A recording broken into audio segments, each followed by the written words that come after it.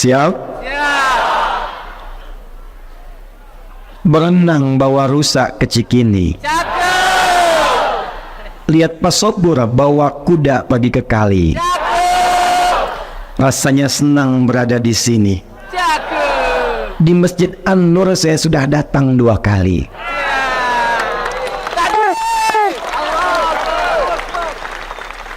(1440 Hijrah), 5 tahun yang lalu. Bukan pantun, gak usah pakai cak. Ulang ah. 1440 Hijrah, 5 tahun yang lalu, tepat saya pertama kali berada di masjid yang megah ini. Masjidnya luar biasa, semangat jamaahnya luar biasa. Tapi setelah 5 tahun berganti, ada yang bertambah istimewa dengan kehadiran 6 payung yang luar biasa.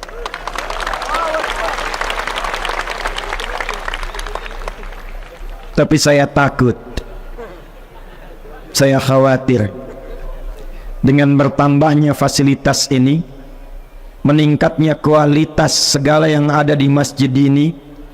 Saya khawatir tidak diiringi dengan peningkatan kualitas keimanan dan kekuatan untuk beribadah di masjid ini. Karena itulah malam hari ini, kalau kita menatap payung-payungnya indah yang menangkal air-air hujan jatuh kepada kita, di akhir nanti insya Allah saya ijazahkan, kalau ada hujan di malam Jumat sekalipun rintik, itu ada ijazah bacaan untuk bisa menangkap airnya, mendapatkan keberkahannya. Karena malam ini setelah 5 tahun ada payung, kita akan ngaji ayat dan hadis tentang payung saja. Sepakat? Sehingga payung yang menaungi kita di dunia saat ini di Masjid An-Nur ini, saya harapkan di akhirat kita juga punya payung yang menaungi di suasana hisab, yang mengantarkan pada ketenangan menunggu rahmat Allah diturunkan kepada kita semua. Tidak cukup dengan amin, kita mulai dulu hadisnya. Baik, di belakang kelihatan? Kedengaran? Enggak, tapi bisa jawab. Kedengaran? Enggak katanya, tapi bisa jawab. Takbir. Catat hadisnya. Saking pentingnya hadis payung ini, 2 ulama besar di bidang hadis, Al-Imam Al-Bukhari, yang kedua Al-Imam Muslim, memasukkan di dalam 2 kitab sahih mereka. Imam Al-Bukhari menyantumkan dalam kitab sahihnya nomor hadis 6806. Al-Imam Muslim menyantumkan dalam kitab hadisnya nomor hadis 1301. Sanadnya tersambung pada sahabat Abu Hurairah. Nama aslinya Abdurrahman bin Sahr. Nama sebelum Islamnya Abdus Syams. Abu Hurairah ini sahabat mu'allaf. Jadi 3 tahun sebelum Nabi meninggal baru masuk Islam. Tapi hikmahnya kelak menjadi fikih tuntunan untuk mu'allaf. 3 tahun sebelum Nabi wafat masuk Islam, serius menggali Islam, serius berislam, membuktikan keislamannya, mendekati Rasulullah, sampai 3 tahun itu menjadi sahabat yang paling banyak hafalan hadisnya, didoakan oleh Nabi sampai punya hafalan yang kalau dibacakan sekali baca langsung ingat, tidak lupa. Ulama membagi ingatan itu pada 4 bagian. 1, cepat ingat, lambat lupa. 2, cepat ingat, cepat lupa. 3, lambat ingat, lambat lupa. 4, ini yang banyak sekarang, lambat ingat, cepat lupa. Saya tanya, tadi nomor hadis Muslim nomor berapa? Tuh, ini buktinya. Lambat ingat, cepat Gimana kita mengganti 4 ide sampai muncul yang kelima? Ini yang paling dahsyat dan tidak pernah ditemukan kecuali sanadnya bersambung kepada turas-turas Islam. Jadi kalau belajar ilmunya berdasarkan nilai Islam, muncul yang kelima. Apa yang kelima itu? Cepat ingat, sulit lupa. Jadi bukan mau ingat, mau lupa susah. Biasanya yang begitu utang. Ini ilmu. Nah, Imam Al-Bukhari nanti mengambil sanadnya Abu Hurairah, beliau mendapatkan keberkahannya dan mendapatkan warisan ilmu yang sama. Begitu dibacakan langsung ingat, bisa mengurutkan semua hadis dengan sanadnya dan tidak salah walaupun dengan titik komanya. Saya langsung bacakan hadisnya dari Nabi sallallahu alaihi wasallam. Qala Rasulullah sallallahu alaihi wasallam. Perhatikan kalimatnya. Sab'atun yadhilluhumullahu yawmal qiyamati fi dhillin yawma la dhilla illa dhilluh. Ada 7 golongan. Berapa golongan? 7. Yang akan dipayungi oleh Allah di hari kiamat. Saat semua manusia sedang gelisah, ketakutan dan menunggu ingin cepat dihisap. Jadi sudah tidak peduli dengan keadaan, yang penting pengen dihisap. Keringat sudah naik mendekati leher, panas terasa terik, yang penting pengen cepat dihisap. Semua mencari syafaat. Jadi kalau kita ngaji Sahih Muslim itu ke ujungnya semua mencari syafaat, nabi-nabi didatangi. Sampai puncaknya nanti Rasulullah SAW yang pertama diperkenankan memberikan syafaat. Tapi tiba ada 7 golongan santai aja. Tuh kenapa capek begitu? Iya ya. Tuh kenapa orang ribut begitu? Iya ya. Saat yang lain gelisah, yang ini tenang. Cuman 7. Karena dia memiliki payung yang dia siapkan sejak berada di dunia. Jangan sampai payungnya mewah, 6 payung hebat, tapi kita tidak memiliki payung saat kembali kepada Allah Subhanahu wa ta'ala. Ada orang yang menyiapkan payungnya bukan cuma di dunia, tapi payung akhiratnya yang menaungi dia saat hisab. Siapakah mereka ini? 1. Al-Imamul Adil. 1 siapa? Al-Imamul Adil. Pemimpin yang adil. Sekarang saya fokuskan dulu bagiannya Pak Gub dan Pak Wagub. Pak Danrem, Kapolda, Kejaksaan, Luar Pengadilan Tinggi, masuk bab yang pertama ini. Ternyata Masya Allah, golongan pertama yang akan dinaungi para pemimpin. Tapi apakah Pak Gub dan Pak Wagub termasuk di dalamnya? Inilah kehendak Allah yang menjadikan materinya dibahas.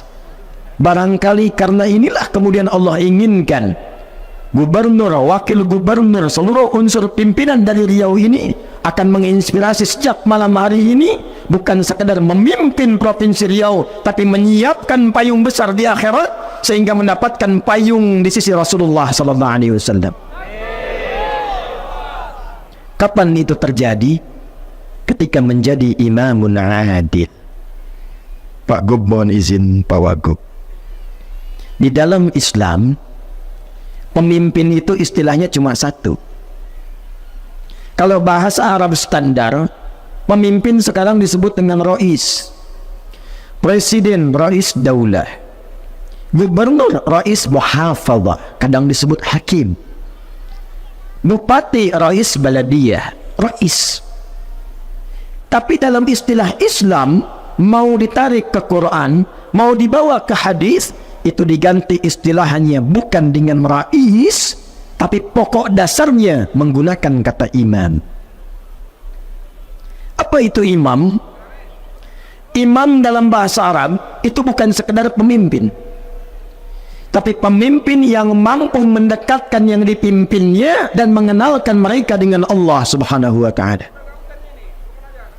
Pemimpin yang mampu mendekatkan dan mengenalkan yang dipimpinnya dengan Allah Subhanahu wa ta'ala. 1. Jadi mohon maaf, yang akan ditanya di yaumul hisab bagi Pak Gubernur, bagi Pak Wagub, bagi Bupati, bagi Camat, bagi Lurah, RW, RT, bukan akan ditanya berapa infrastruktur yang sudah engkau bangun, berapa kemewahan yang sudah dihadirkan, berapa ketertiban yang sudah diciptakan. Bagus, itu bekal amal soleh. Tapi pertanyaan pertama, dari 6,8 juta rakyat Riau ini, berapa yang sudah kenal dengan Allah Subhanahu wa Ta'ala? Pertanyaan pertama. Jika pemimpinnya Muslim, jika pemimpinnya Muslim, dan ternyata dengan status imam itu ketika dekat dengan Allah, maka disifati oleh Rasulullah sallallahu alaihi wasallam yang kedua, adil, imamun adil, bukan sekedar imam. Kapan imam itu bisa menjadi adil? Disinilah spirit yang bisa kita naungkan di pertemuan malam hari ini.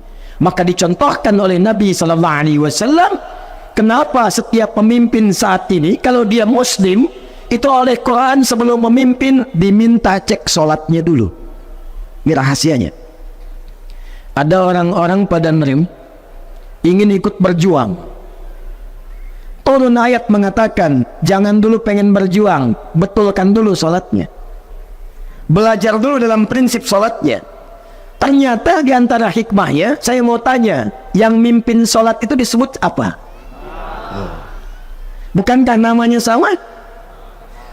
Sholatnya kalau ada imam di belakangnya ada apanya?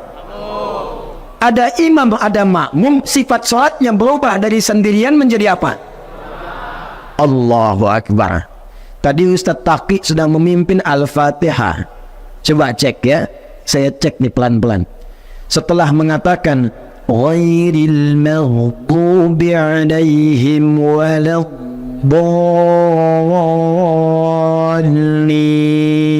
jawab lagi, ghairil maghdubi alaihim waladdallin.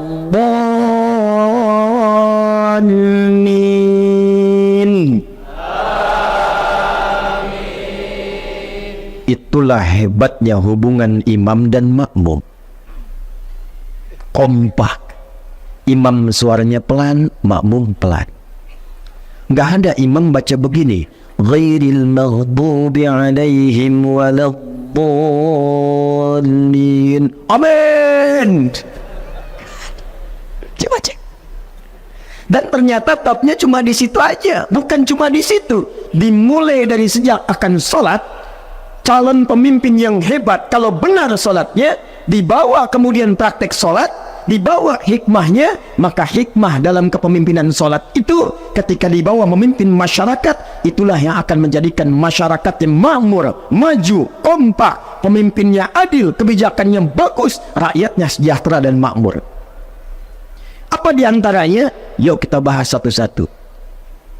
Mari kita lihat. Satu, Bapak Ibu masih ingat yang ikhwan, kalau Nabi mengajarkan sebelum imam maju itu, maaf, langsung takbir atau nengok ke belakang? Nengok. Nengoknya formalitas atau ada ketentuan? Saya maju dikit ya, izin Pak Wagub boleh? Contoh, lihat sini. Saya perhatikan imam-imam sekarang kalau mau sholat cuma nengoknya formalitas. Dapatkan, luruskan. Oh, ada makmum begitu tuh. Baru kali ini saya ngimamin dan baik, lihat sini. Itu dipraktekkan Nabi. Kan ini prinsip imam ini. Dibawa ke tentara nyambung, ke polisi nyambung, ke semua level nyambung. Nabi itu kalau melihat ke belakang begini, itu bukan sekedar mengatakan istau, istaqimu, tidak. Dan itu kalimat boleh menggunakan bahasa lokal, tidak harus pakai bahasa Arab.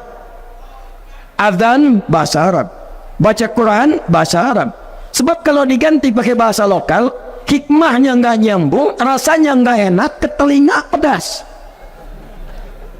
Coba lihat, kalau diganti pakai bahasa lokal, adzan, orang Sunda bilang Allah nu ageng, Allah nu ageng. Betawi jawab, Tuhan gua gede, Tuhan gua gede. Nggak ada yang seragam, yang indah kayak Ustadz Taki tadi. Allahu Akbar, Allahu Akbar. Quran juga demikian. Makanya ngaji Quran enaknya pakai bahasa Arab. Walaupun suratnya ada terjemahannya, tapi tetap kalau ngobrol pakai Arabnya. Nih enak mana nih? Lagi murojaah surat apa? Semut. Kamu apa? Surat Mama. Semut An-Naml, Mama An-Nisa. Itu si Fulan lagi ngapain? Murojaah sapi. Al-Baqarah. Nggak enak. Walaupun ada terjemahan, tetap yang enak Arabnya. Nanti saya kasih bocoran ketika masuk Al-Fatihah. Tenang, belum takbir. Kita sampai jam berapa ini? Siang. Ya, tenang aja. Pesawat saya 5:30 besok. Tenang, masih panjang. Silahkan nanti sampai jam 2. Saya jam 10 pulang. Nih, belakang lihat. Ini boleh pakai bahasa Indonesia. Tidak harus sama dengan di Arab. Istau. Kata makmum udah tahu. Tidak. Istau pun itu diambil dari bahasa hadis. Sawu sufufakum. Pak Ibu tolong rapatkan safnya. Tenangkan hatinya sebelum sholat. Rasakan mungkin ini sholat terakhir yang kita tunaikan. Mungkin wafat dalam keadaan sujud. Enak mana? Yang pertama, yang kedua. Setelah itu baru katakan istau. Waja'alu sholatakum sholatan muwadda. Tapi poin yang saya ingin katakan, Nabi lihat siapa yang sholat. Oh, di situ ada orang sepuh yang nggak bisa tahan lama. Di sini ada anak-anak yang lari-lari. Di tengah ada remaja. Karena tahu karakternya, maka dibacakan oleh beliau surat sesuai dengan keadaan makmumnya. Nabi itu 30 juz hafal, tertanam di jiwanya. Tapi ketika mimpin sholat, dilihat siapa makmumnya. Ketika tahannya surat Qul Al-Ikhlas, dibacakanlah Qul Huwallah. Ketika di belakangnya Abdurrahman bin Auf, Ubay bin Ka'ab, sahabat-sahabat mulia, apalagi orang-orang periwayat qiraat setelah itu, nggak tanggung Al-Baqarah rakaat pertamanya. Gitu. Nah ini kadang-kadang baru khatam 30 juz, begitu nengok ke belakang istau. Langsung ngadap kiblat nggak tanggung. Ghairil maghdubi alaihim waladdallin. Amin. Yasin. Jamaah udah begini aja tuh. Yang paling nyebelin habis itu Allahu Akbar. Tidak begitu. Maaf saya tanya. Kenal Mu'adz bin Jabal? Bagus. Kalau kenal saya berhenti pulang tuh. Saya yakin ada jin yang sedang menyamar itu. Kenal Mu'adz. Mu'adz itu ngimamin salat Isya, Pak. Izin. Dibacain Al-Baqarah. Baca Al-Baqarah. Begitu singkatnya salam, nengok ke belakang jamaah sudah kosong. Mungkin mentalnya kayak antum tuh. Kayak saya, kayak kita. Nengok kosong. Langsung Mu'adz komen. Dikira sahabat like, ternyata dislike. Komennya apa? Munafik nih jamaah katanya. Karena diantara ciri orang munafik itu malah sholat Isya. Jamaah disebut nifak, langsung protes. Menghadap kepada Rasulullah. Ya Rasulullah, nggak terima Mu'adz menyebut kamu munafik. Nggak terima Mu'adz menyebut kami munafik. Dihadirkan oleh Rasulullah, tidak dihukumi langsung, cuma ditanya. Inilah indahnya Nabi. Nabi tidak pernah menjatuhkan stafnya di hadapan khalayak, dan tidak pernah merendahkan rakyatnya di hadapan para staf-stafnya. Nabi berkata dengan bijak, kenapa masalahnya? Lantas orang-orang itu berkata, Mu'adz gak kira-kira Isya mimpin pakai Baqarahan, mainnya Baqarah ya Rasulullah. Rakaat pertama lagi, gimana kami tahan? Baru pulang nanam korma, pulang dari kebun capek, belum ngapa-ngapain Baqarah. Mu'adz ditanya, ya Rasulullah, Kenapa ente baca Baqarah? Saya kan ikut Nabi katanya tuh. Saya pernah bermakmum di belakang Rasul, ya Rasulullah, Anda bacanya Al-Baqarah. Saya kan ikut Rasulullah. Pintar. Tapi Nabi lebih pintar karena dibimbing oleh wahyu. Kata Rasulullah, Mu'adz, saya imam, makmumnya ente. Tapi ente imam, makmumnya mereka tuh. Maka dari situlah kemudian Nabi memberikan keluangan. Setelah peristiwa itu, ada sahabat yang kalau baca ngimamin sholat itu mainnya kulhu semua. Betul. Betul, itu ada sanadnya. Pernah kalau tarawih rakaat keduanya kulhu Allah terus, itu ada sanadnya, kasusnya begitu. Ada yang main kulhu karena ketika melihat jamaahnya wajahnya ikhlas. Diadukan oleh sahabat, ya Rasulullah, ini orang bacanya kulhu terus. Ditanya oleh Nabi, kenapa engkau baca itu? Karena saya mencintai Allah dan sifat-sifatnya, ya Rasulullah. Maka turun jawaban dari langit, sampaikan salam Allah kepadanya. Karena dia mencintai Allah, Allah pun mencintainya. Dibawalah praktek ini ke dalam kepemimpinan, ke instansi, ke dalam institusi. Maka pemimpin yang baik sebelum memimpin dia melihat kepada rakyatnya seluruhnya. Dimitigasikan. 10 kabupaten, 2 kota madya, bagaimana karakternya? Bagaimana keadaannya? Tentu tidak akan sama. Yang ini mungkin butuh perbaikan jalan. Yang ini butuh lapar sembako. Yang di sana butuh beasiswa. Ketika paham tentang rakyatnya, maka mudah mengkonsep, merencanakan semua program-program untuk kemaslahatan rakyatnya. Itulah sebabnya kenapa Umar, ayo tepuk tangan dulu. Kasih. Itulah sebabnya kenapa Umar yang sangat jenius membaca hikmah pertama ini dan menerapkan teori yang dikenal sekarang dengan ilmu belusukan. Umar. Dan Umar dulu nggak bawa kamera. Tidak.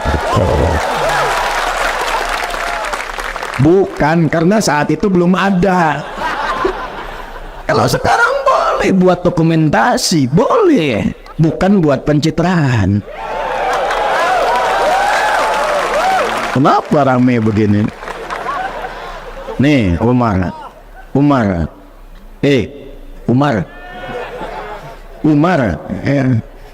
Jangan lihat sini, Umar. Jalan malam-malam. Begitu lewat satu tempat di Gubuk, seorang ibu sedang mengadu membuat syair. Ternyata ibu itu sedang fakir, punya beberapa anak, nangis lapar. Dapurnya tidak mengebul, yang ada cuma batu, maka pura-pura masak batu dengan pasir digoreng-goreng.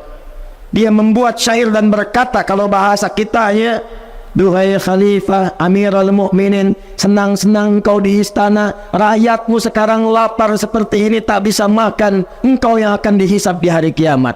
Umar lewat, tidak diketahui, tidak memperkenalkan diri, dengar kemudian pengaduan itu, langsung berangkat ke gudang persediaan, gudang sembako, dimasukkan ke dalam karung, dipikul gandum itu dengan pundaknya. Ajudan datang mengatakan, ya Amirul Mukminin, saya yang bawa. Kata Umar, bukan, saya yang dihisab, bukan engkau.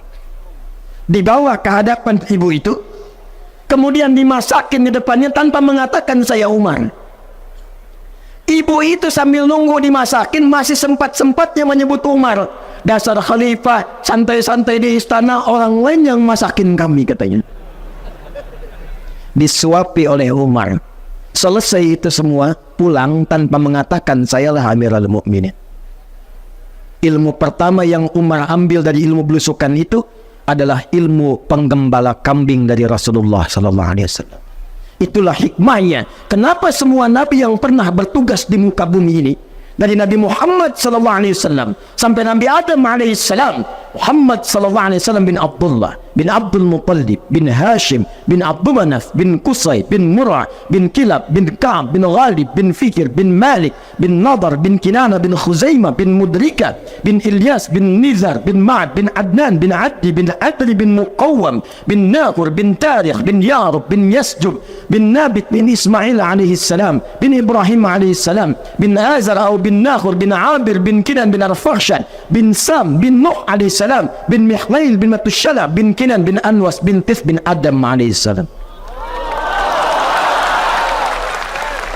Coba ulangi. Enak aja tepukin kayak merpati. Ulangi. Antum tuh paling enak datang denger rekam tepuk tangan masuk surga. Masya Allah. Amin.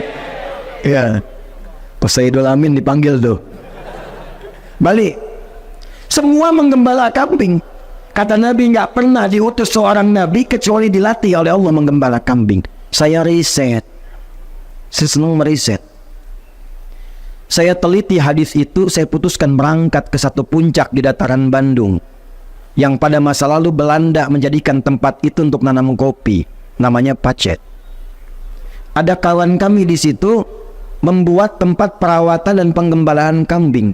Itu begitu saya baru masuk, saya paham. Allahu Akbar, saya katakan. Allahu Akbar. Saya tes kasih makan. Yang dikasih makan begitu mau diberikan, meh. Yang sana belum dapat, meh. Tiba ada yang beda, meh. Saya tanya, yang itu kenapa? Itu sakit Ustaz katanya. Ada lagi yang lain, meh. Saya tanya, itu kenapa? Itu sedang ketakutan Ustaz. Allahu Akbar. Rupanya kenapa para pemimpin diminta belajar dari penggembalaan kambing? Tidak harus habis ini Pak Gubernur langsung gembala kambing. Itu bukan itu maksudnya. Itu salah paham sih itu sih ya. Yang dimaksud mitigasikan rakyat. Kalau sudah tahu hikmahnya, mitigasikan rakyat. Kadang-kadang suaranya beda-beda. Kecamatan Mando, jalan rusak.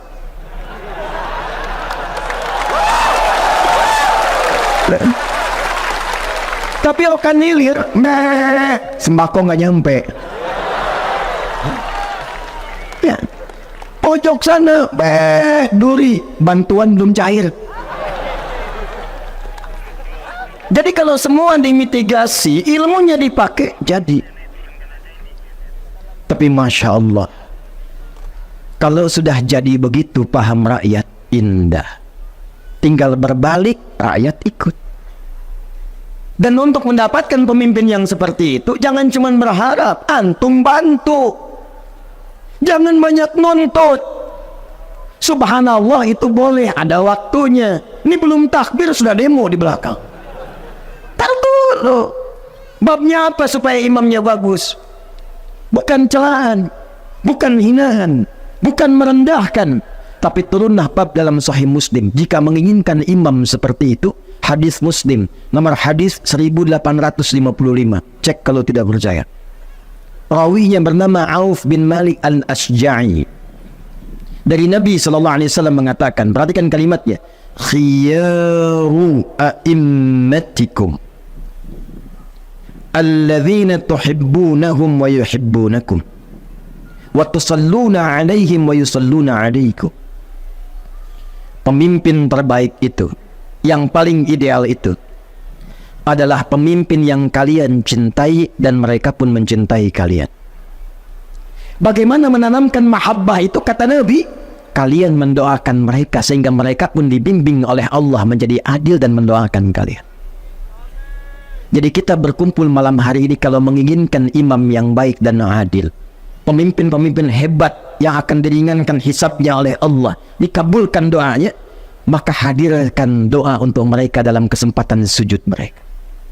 Ya Allah, mudahkan tugas Pak Gubernur dan Wagub. Ya Allah, sehatkan keduanya supaya memimpin Riau dengan baik. Ya Allah, kompakkan keduanya supaya semua kebijakan mereka dirasakan dengan nyaman.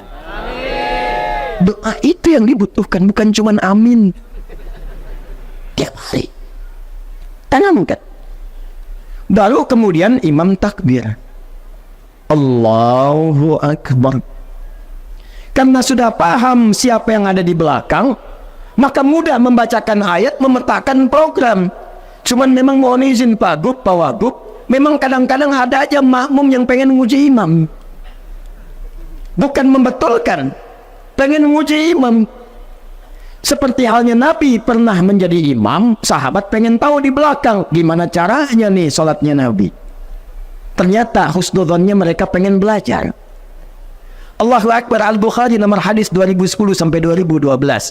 Sayyidah Aisyah radhiyallahu taala anha pernah ditanya, "Kaifa kanat salatu Rasulillah sallallahu alaihi wasallam?" Gimana sih salat malamnya Nabi? Dijawab oleh Sayyidah Aisyah, singkat, padat, jelas. La tas'alan husnihinna wa tulihinna. Tolong jangan ditanya bagaimana panjang dan bagusnya, susah ditiru. Penasaran, ngikut di belakang. Mu'adz bin Jabal, Ubay bin Ka'ab, Abdurrahman bin Auf, Abdullah bin Mas'ud belakang. Ternyata Masya Allah, rakaat pertamanya dikira Al-Baqarah akan selesai, nyambung Ali Imran 200 ayat. Dikira akan ruku, nyambung An-Nisa 176 ayat. Besoknya tidak ikutan lagi. Kalau gubernur, wakil gubernur, semua pimpinan unsur sudah punya program yang bagus, teruji dengan matang, kompak dilakukan, tidak usah iseng-iseng menguji. Nanti nggak kesampaian, capek sendiri. Tapi kalau memang bacaannya ada yang salah, boleh diingatkan. Bismillahirrahmanirrahim. Ar-Rahmanirrahim. Gimana mengingatkannya? Subhanallah. Ada enggak orang sholat begini imam? Bismillahirrahmanirrahim. Alhamdulillahi Rabbil Alamin. Lupa. Maliki Yaumiddin. Salah, salah. Ada yang begitu? Tapi jelas. Jadi ada kisah di Jakarta, bukan di sini. Imam ngimamin yang dibaca Al-Baqarah. Fawalli wajhaka syatral masjidil haram. Kan ada dua ayat tuh. Belakang imam bilang, makmumnya bilang subhanallah. Dia baca lagi, fawalli wajhaka syatral masjidil haram. Kata makmum subhanallah. Nunggu lagi, fawalli wajhaka syatral masjidil haram. Subhanallah. Saking keselnya imam nengok, yang benar apa? Sakallah. Boleh minta doa nggak? Tunggu sebentar ya. Minta doa. Amin, saya doakan. Baik. Supaya bisa untuk besar dari ulama. Insyaallah. Ya, tunggu sebentar ya. Saya doakan. Insyaallah. Nah ini makmum. Nengok. Boleh meluruskan, boleh memberitahu, tapi ada caranya. Maka di sini ada anggota dewan.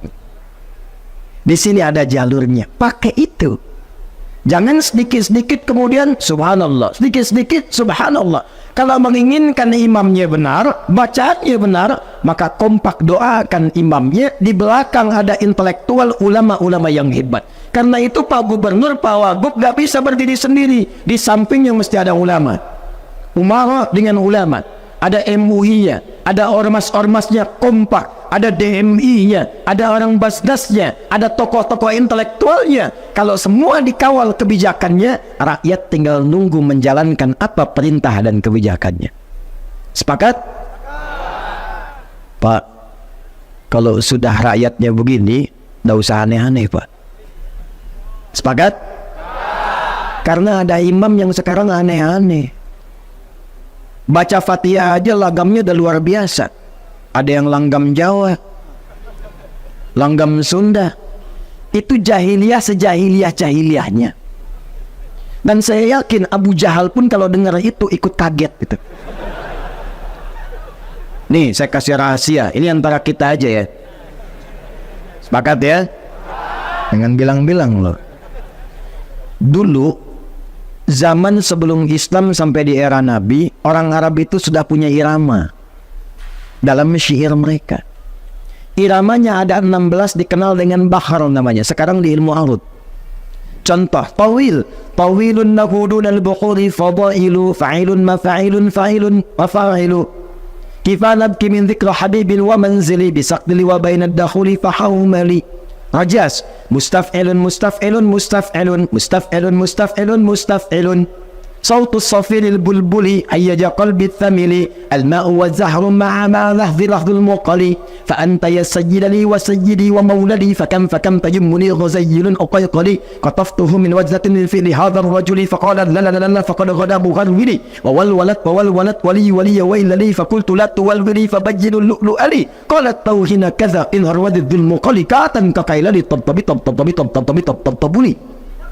Ulangi coba. Yang bisa saya kasih umroh. Udah, kesempatan habis. Madid mufalatun fa'ilatun. Jadilah kemudian irama tala'al badru min thani. Cukup, itu asalnya syair, rumusnya madid. Kemudian di situ ditarik kenal sama alfiyah, Rajas Muzdawaj. Qala Muhammadun huwa ibnu maliki Ahmadu rabbillah khaira maliki musalliyan wa alihil mustakmilin syarafa wa asta'inullaha maqasidun nahwi. Itu sudah ada dari dulu. Tapi sehebat-hebatnya nazam dan irama itu nggak pernah dipakai untuk baca Quran. Tala'al badru alaina. Irama itu nggak pernah dibawa untuk baca Quran. Wadduha wal laili idza saja. Ada. Kok bisa orang sekarang ngimamin? Iyyaka na'budu wa iyyaka nasta'in. Bubar itu salat tuh. Kahet. Alam nashrah laka sadrak wa wadana anka wizrak. Bubar salat. Jadi kalau sudah ada pakemnya, ada aturannya, jangan dilanggar, Pak. Anggaran sekian. Buat aspal 1 miliar, tebal 5 senti.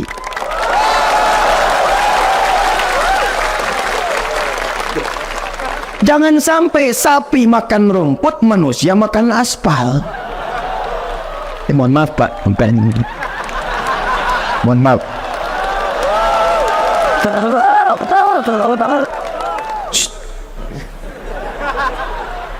Betul? Nah makanya antum bantu. Ada ulama di sampingnya, ada intelektual, ada antum. Kalau kira-kira nggak pas, jangan langsung ini nggak benar, ini nggak betul, bikin konten salah. Dikasih tahu, sampaikan dengan lembut. Maaf saya tanya, situ tuh kenal Firaun nggak? Ayo bilang kenal. Saya kasih tahu, bu. Tadi pagi di Bengkalis ada anak kecil kenal Firaun. Hampir saya pulang tadi Pak. Kenal Firaun, kenal katanya. Waduh, saya mau pulang. Nah kecil. Firaun itu jahat tidak? Jawab yang kencang, jahat tidak? Baik, kejam tidak? Nih, saya kasih tahu. Al-Baqarah 49, hobinya bunuh orang. Wa idh najjaynakum min ali fir'auna yasumunakum su'al 'adzab yudzabbihuna abna'akum. Zabaha itu menggorok, jatuhkan gorok. Kalau dijatuhkan, digorok berkali-kali, zabbaha yudzabbihu. Itu kerjaan Fir'aun, yudzabbih. 2. Ngaku Tuhan. Ana rabbukumul a'la. Itu melanggar fitrah. Karena orang sekarang pun paling banter, nggak nyampe derajat Tuhan. Nabi pernah. Di Pekanbaru ada ngaku Nabi. Jawa Barat kemarin ada yang baru tuh. Di Subang, Nabi baru. Ngaku. Standarnya cuma Nabi. Makanya dari dulu Nabi bilang, la nabiyya ba'di. Kalau ada yang ngaku Nabi setelah saya, cukup katakan la, selesai. Sekarang ini zamannya aneh. Zaman cepat kaget, gampang kagum. Ada mau baru kaget, numpang foto aja, belanja enggak. Ada ngaku nabi, sudah tahu salah, tapi ada aja pengikutnya. AM pelatih bulu tangkis, ngaku nabi, tangkap sama polisi kita, diinterogasi. Kenapa ngaku nabi? Izin pak, saya ke Bogor dapat wahyu katanya. Orang ke Bogor dapat tales, dia wahyu. Ada level agak tinggi dikit, LE. Ya, 10 tahun ke belakang, ngaku malaikat. Minta izin Gubernur Jakarta tempo dulu mendaratkan malaikat Jibril di Monas. Tangkap sama polisi, dihukum 2 tahun, alhamdulillah. Ya, polisi kita jangankan teroris, malaikat tangkap tuh. Takbir. Nah, gitu kita dukung. Firaun tidak ngaku Tuhan. Tapi maaf, Fir'aunnya bikin status tuh. Allah tidak pernah merendahkan namanya. Disebut bukan dengan namanya. Kenapa dalam Quran kalau tokoh-tokoh yang menyimpang itu jarang sekali, bahkan hampir tidak pernah disebut namanya. Disebutkan inisialnya atau disebutkan jabatannya. Satu, supaya tidak ada yang merendahkan jati diri dari orangnya. Kedua, mungkin ada orang dengan nama yang sama, perbuatannya berbeda. Rumus tafsirnya, jika ada disebutkan dalam Quran bukan nama aslinya, tapi jabatannya atau inisialnya, ini menunjukkan perbuatan itu bisa terjadi lagi di kemudian hari. Quran surah ke-20 ayat 43 sampai 44. Idhhaba ila fir'auna innahu tagha. Musa dan Harun, 2 nabi sekaligus. Pergilah kepada Fir'aun. Kenapa disebut Fir'aun? Dari Faraoh, pemimpin Mesir pada saat itu. Innahu tagha. Dia sudah mulai menyimpang dari kewenangan dia. Izin kami mengingatkan yang dititipkan wewenang oleh Allah sebagai amanah. Ketika dititipkan kepemimpinan itu ada potensi-potensi yang mendatangkan provokasi setan untuk menyimpang dari kewenangan. Saat itulah datang orang-orang baik menyampaikan. Tapi perhatikan kalimatnya. Perhatikan. Nabi Musa nabi, Nabi Harun nabi, dihadapkan pada Fir'aun. Perintah Allahnya, faqula lahu qawlan layyina. Katakan dengan lemah lembut. La'allahu yatadhakkaru aw yakhsha. Kalau nyampaikannya sopan, lembut, argumentasinya kuat, solutif, mungkin bisa membuat dia ingat dan sadar kembali kepada kebijakan yang benar. Saya tanya pada antum, gubernur kita, Pak Wagub kita, orang tua kita Fir'aun bukan? Antum nabi bukan? Saya tanya, antum dengan Nabi Musa soleh siapa? Dengan Nabi Harun soleh siapa? Di depan kita semua ini Fir'aun bukan? Antum tidak sesoleh Musa, tidak sehebat Harun. Yang di hadapan antum bukan Fir'aun. Kenapa antum harus caci maki? Doakan dengan lembut.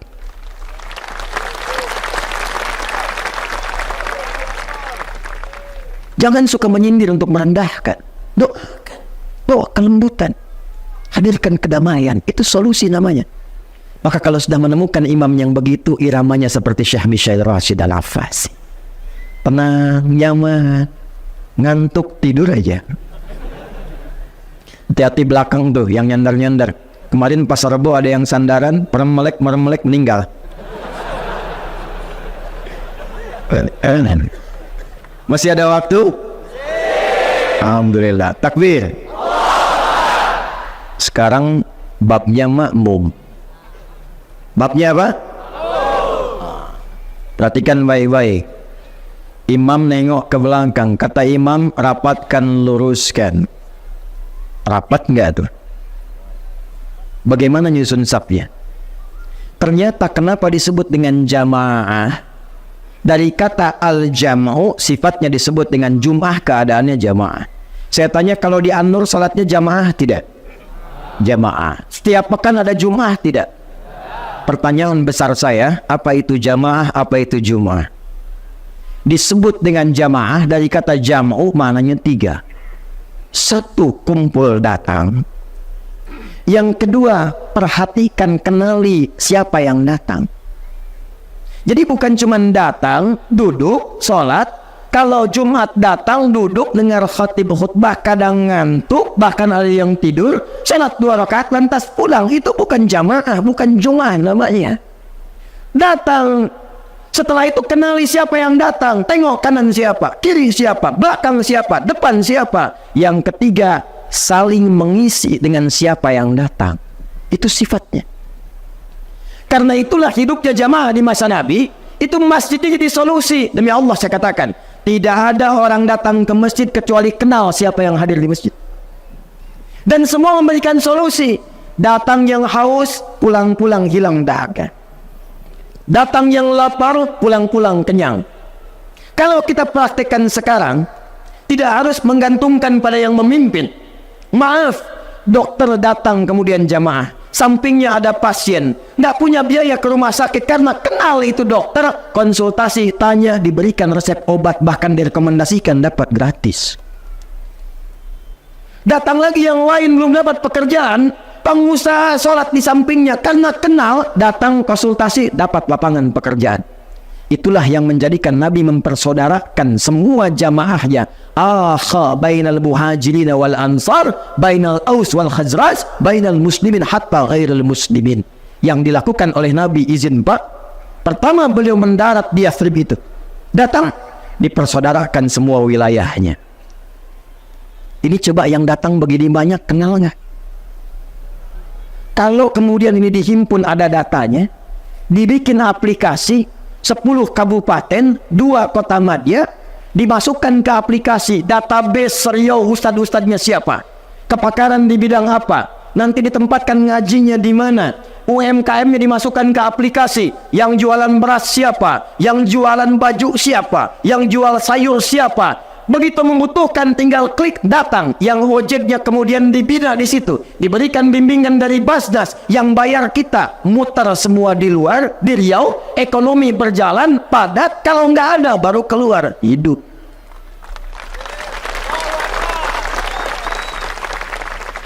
Zakat skema dipakai 7 miliar kurang lebih potensi zakatnya, 3,5 sampai ke 7 miliar. Gimana prosesnya? Perhatikan. Kata Nabi, tu'khadhu min aghniyaihim wa turaddu ala fuqaraihim. Kalau ada yang susah, yang kaya-kaya subsidi lewat zakat. Tapi jangan langsung ke pusat setorkan. Bengkalis potensi 800 juta sebulan, selesaikan dulu yang di Bengkalis. Bantu beasiswa, berikan kemudian kemudahan dengan modal. Lebihnya baru dikirimkan ke provinsi, distribusikan kepada tempat yang lain. Itu cuma butuh setahun metode Mu'adz bin Jabal menyelesaikan kemiskinan di Yaman. 3 tahun nggak ada satupun yang miskin di Yaman.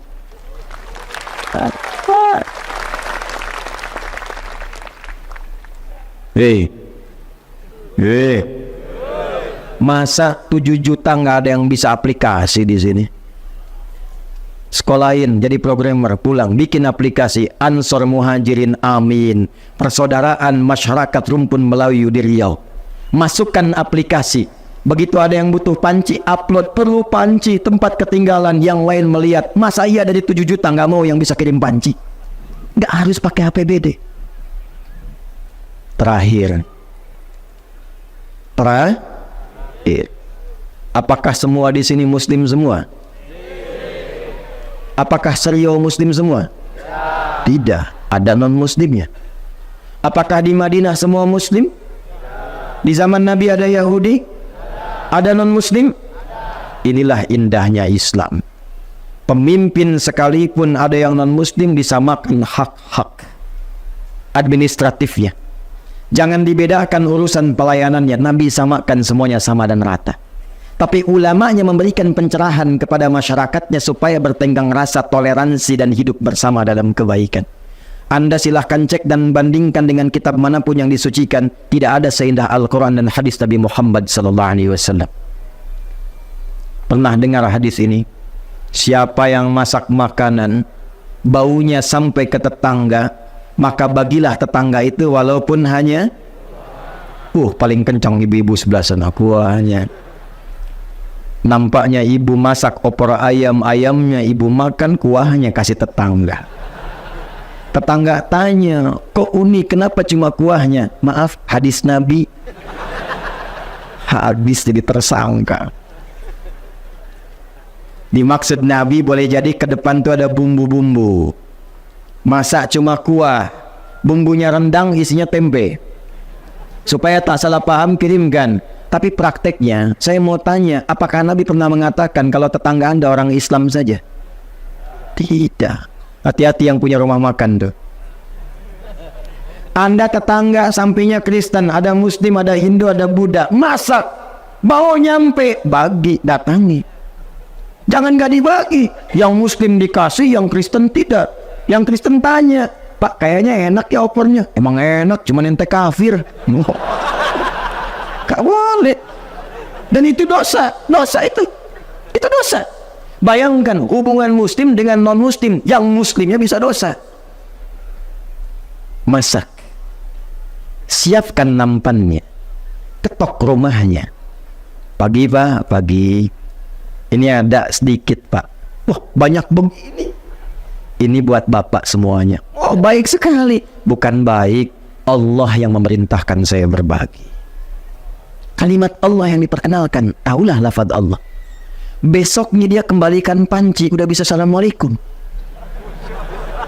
Gak percaya silakan. Assalamualaikum, udah bisa. Seumur-umur belum bisa tuh. Begitu dibuka, dia kembalikan, terima kasih Pak. Plus pertanyaan, kira-kira hari ini Allah ngasih perintah berbagi lagi gak? Ada. Jadi insya Allah kalau sudah demikian, kompak, baik, saling mendoakan, rakyatnya mensupport, pemimpinnya dibimbing, doanya nyampe ke arsy, insya Allah berubahlah Riau ini menjadi suasana gemerlap kota yang memancarkan cahaya-cahaya kebaikan, yang bahasa Arabnya disebut dengan Al-Madinah Al-Munawwarah. Ini yang baru mirip payungnya aja, yang baru mirip. Saya menginginkan insya Allah setelah ini yang mirip karakternya, yang mirip orangnya. Saya sebelum tutup izin ingin menyampaikan Pak Gub, Pak Wagub, dan semua, saya mencintai Anda semua karena Allah. Insya Allah mulai hari ini saya sertakan nama Anda dalam sujud-sujud saya juga. Tapi saya menginginkan ketika datang ke sini lagi, insya Allah kita semua menjadi lebih soleh di hadapan Allah. Saya takut dan saya mohon maaf 5 tahun kesini saya khawatir tidak berusaha merubah apa-apa dengan lebih baik. Kalau Anda tidak mendapatkan apapun dari saya malam hari ini, besok-besok cari ustadz lain yang membuat Anda dekat dengan Allah, bertambah pengetahuan. Pak Gub, saya berikan PR. Gimana caranya, pokoknya harus berhasil. Sepakat? Tanggal berapa sekarang? Katanya Hijriyah, tanggal nggak hafal. Tanggal berapa? Hah? Nggak, baik. Tanggal 3 pindah hari. Masehinya berapa? 20. Berarti Pak Gub punya waktu 11 hari. Mohon dicarikan 5 laki-laki, 5 perempuan, lulusan SMA dan sederajat, yang akan saya sekolahkan ke luar negeri sampai S3.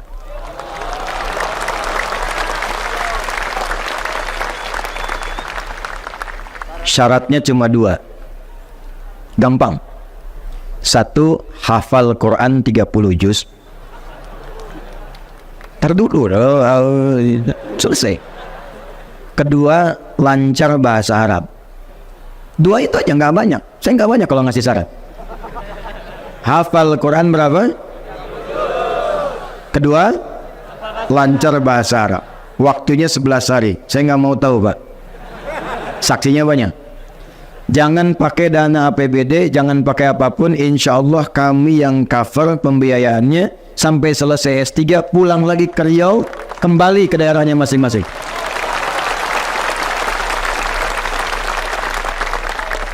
Bonus, saya nggak mau tahu bagaimana caranya. Pak Wagub, minta 1 aja Pak, yang hafal Quran tapi laki-laki, suaranya bagus, hafalannya bersanad. Bapak boleh rekomendasikan 5, saya uji 1. Kalau lulus, saya kirim ke Amerika untuk jadi imam di sana. 11 hari waktunya Pak. Bapak lewat, pindah kuota ke tempat lain. Siap? Tundukkan hati ya. Tenang dulu. Sebelum kita berdoa, kalau ada hujan malam Jumat, ini ada ilmunya, cuma waktunya nggak sanggup saya bagi. Singkat saja. Kalau ada hujan malam Jumat, rintik kayak tadi atau apapun, itu boleh Anda tadah. Tapi yang langsung jatuh dari langit, nggak nyimpang-nyimpang langsung. Saya cepat aja, kalau tanya sanad nanti lama saya turunkan. Waktunya terbatas. Bacakan Al-Fatihah sekali, Al-Ikhlas 3 kali, Al-Falaq 3 kali, An-Nas 3 kali. Sudah cukup. Tampungannya silakan pakai untuk mandi atau yang lain. Itu nanti ada babnya sendiri, ada babnya sendiri. Kalau ngajinya khatam sampai. Ini bukan khurafat. Kalau khurafat ada bab lainnya. Ya, udah. Jelas? Jadi bersyukurlah tadi dikasih hujan. Saya tanya dari pagi udah hujan belum di Rio? Belum. Ya Allah kasihlah gerimis sedikit biar nggak hangat-hangat. Alhamdulillah. Berhenti sekarang ya. Nah, sanad yang kedua ini di hadis Muslim. Kalau ada hujan yang cukup deras atau mulai mendung, Anda pengen minta kepada Allah, nggak usah bawa-bawa pawang. Babnya kita udah lengkap. Nih bacakan. Allahumma. Ulangi. Allahumma. Hawalaina. Hawalaina. Wala alaina. Bacain itu minimal 3 kali, tambahkan surah Tabbat di akhirnya. Itu rumusnya. Itu nggak usah saya terangin, nanti ngaji sampai lengkap Sahih Muslim baru ketemu. Jelas? Yang saya sampaikan Quran hadis, Quran hadis, Quran hadis. Ya kalau belum ketemu bukan saya yang salah, Anda belum lengkap ngajinya. Paham?